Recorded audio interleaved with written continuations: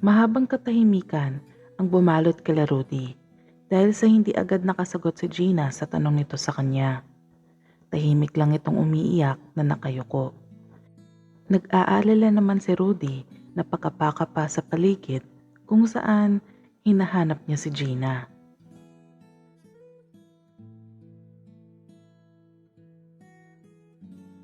Ramdam kasi ni Rudy ang tila pagiging malungkot nito na para bang may malaki itong problema. Nang mahawakan ni Rudy ang balikat ni Gina, saka naman niya ito hinimas ng ilang beses. Dahil na rin sa pakiramdam niya na umiiyak ito.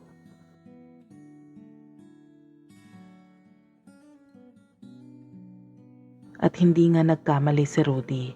Dahil lang hinimas niya ang likod nito, ay siya namang paghagulhol ni Gina sa pag-iyak. Di na rin ito napigilan pa ang pag-iyak ng husto. At napayakap na rin siya kay Rudy ng mahigpit.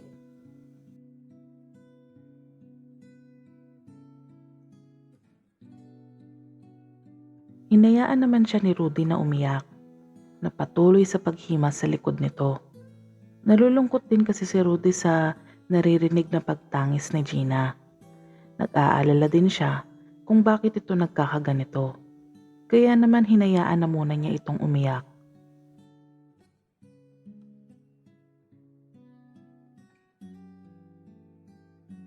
Nang huminto nga si Gina sa pag-iyak, pero patuloy pa rin naman itong sa paghikbi, saka naman ulit nagtanong si Rudy kay Gina kung anong problema nito. Sinabi din niya na baka may maitulong siya dito kung sakali at mas magandang ilabas nga nito ang nararamdaman niya para mabawasan ang sakit o sama ng loob ng nararamdaman nito.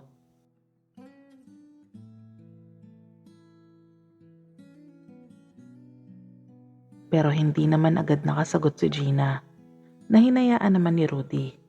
Nanatili lang ito na matyaga na nag-antay kung kailan kaya na ni Gina sumagot. Pero dahil sa tagal ngang din makasagot ni Gina, ngumiti si Rudy na hinawakan ng kamay nito. Sa kanya sinabi na hindi nito kailangan sabihin sa kanya ang lahat kung nahihirapan siya o kung hindi niya ito pinagkakatiwalaan.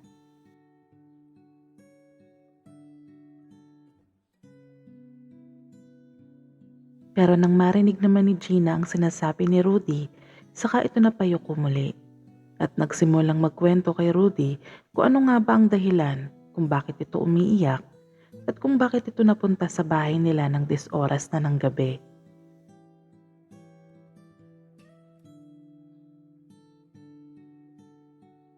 Ang sabi nga ni Gina, masama ang loob niya sa mga magulang niya dahil napagdesisyonan ng mga ito na ipakasal siya kay Pablo na lagi daw nakatambay sa kanila tuwing hapon. Lagi din daw kasi itong nanunuyo sa mga magulang niya. Kaya nakuha niya ang loob ng mga ito.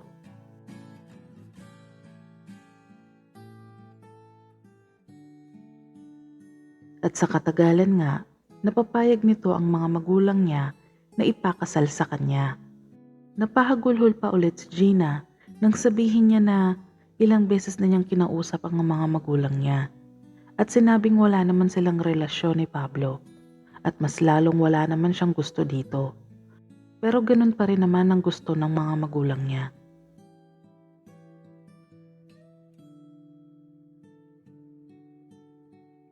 Hindi naman masabi ni Gina ang kabuuang sinabi ng mga magulang niya sa kanya na hindi niya matanggap at paulit-ulit din niyang naiisip ang pagtatalo nila kanina na lalong nagpapahirap ng kalooban ni Gina.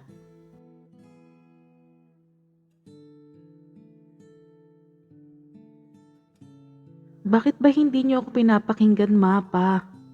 Wala kaming relasyon ni Pablo at wala rin naman akong gusto sa kanya. Ayoko siyang pakasalan. Umiiyak na masama ang loob na sabi ni Gina.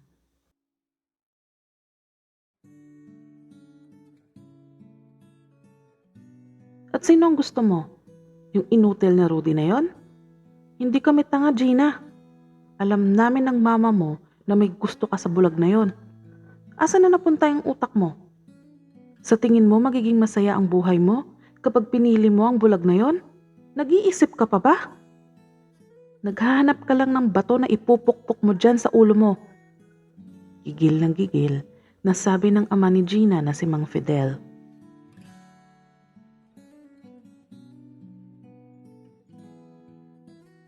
At sa tingin niyo po, sasaya ako sa poder ni Pablo? Sa tingin niyo din po ba na hindi ako maghihirap kapag si Pablo ang pinili ko? Dinaig pa nga ni Rudy si Pablo eh. At least si Rudy kahit bulag, nagsusumikap sa buhay niya. Hindi siya umaasa sa kahit na kanino. Kahit meron siyang kapansanan, nagtatrabaho pa rin naman siya ng marangal para magkapera. Eh si Pablo po ba, may trabaho? Tambay lang naman yan dito sa atin. At walang ginawa kundi pumunta kung saan-saan kasama mga kabarkada niya at uminom. Umiiyak na sabi ni Gina na bakas galit sa boses nito.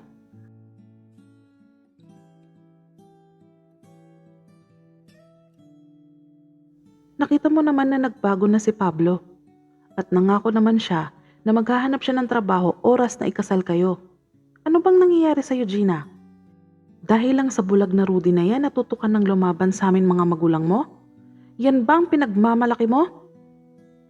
Nagngingit-ngit sa galit na sabi ni Mang Fidel. Habang matalim naman kung tumingin si Aling Lourdes sa kanyang anak na nakapamaywang na. Dahil sa galit na nararamdaman nito sa pagsagot ni Gina sa kanila.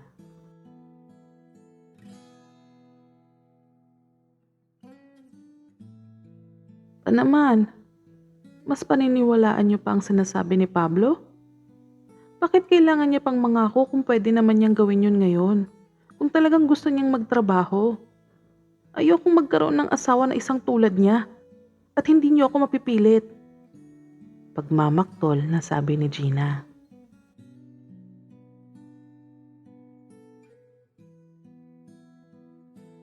Sige, kung yan ang desisyon mo, hindi ka na namin pipigilan pa ng mama mo.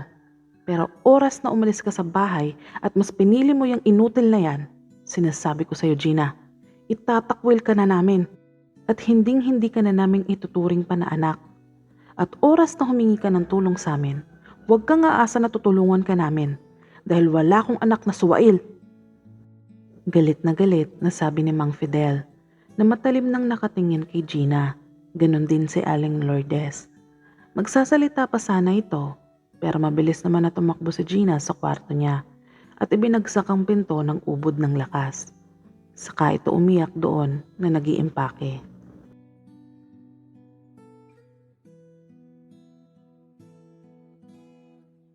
At yun nga ang laging naaalala ni Gina na nangyari kanina sa pagitan niya at mga magulang niya. Kaya naman ito umiiyak at napupunta sa bahay ni Rudy ng 10 oras na ng gabi. Katunayan may dala pa nga itong malaking bag na nasa labas ng bahay ni Rudy na nakalimutan na niyang ipasok dahil na rin sa hiya at takot na bakit hindi siya nito matanggap.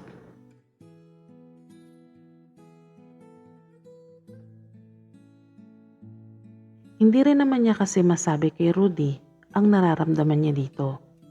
Pero dahil sa naaalala niya ang sinabi ng mga magulang niya sa kanya kanina, lakas loob ni Gina sinabi kay Rudy na pinalaya siya ng mga magulang niya. Dahil na rin sa hindi nga ito pumayag sa kagustuhan nila na maikasal kay Pablo.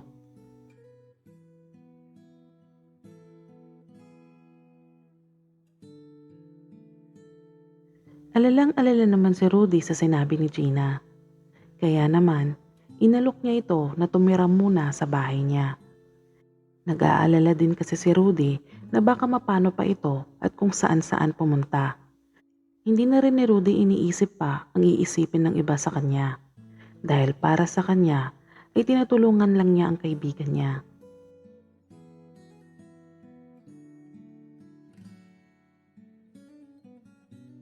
Masayang masaya naman si Gina sa alok ni Rudy sa kanya. Kaya naman niyakap niya ito ulit ng mahigpit. Saka din niya sinabi dito na nasa labas nga ang bag niya. Nagmamadali din siya na kinuha ito at pinasok sa loob. Habang si Rudy naman ay pakapakapa sa kwarto nila ni Carlo kung saan naghanap ito ng ekstrang banig, unan at kumot.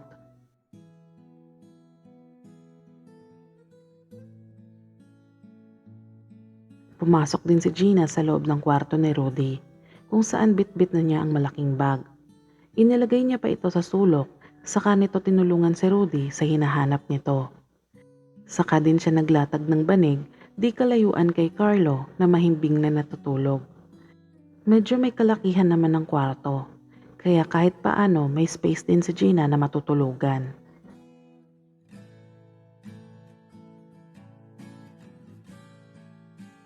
Abot na nga pa ang ngiti ni Gina na masayang masaya na tinanggap siya ni Rudy sa bahay nito.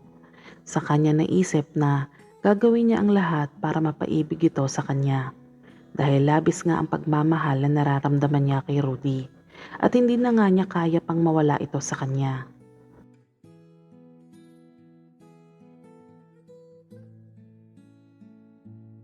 Matapos makapaglatag si Gina, siya na din ang nagpresenta kay Rudy na magpapatay ng lampara sa kusina. Ganon din sa kwarto na nakalagay sa ibabaw ng tokador. Humiga naman si Rudy noon sa tabi ni Carlo, na kung titingnan silang tatlo ay nasa gitna nila ang bata. Yun nga lang, medyo may kalayuan lang ang pwesto ni Gina sa dalawa. Nang matapos nga si Gina magpatay ng mga lampara at nakahiga na rin siya, ilang beses din siyang nagpasalamat kay Rudy. Saka sila natulog na may ngiti sa mga labi.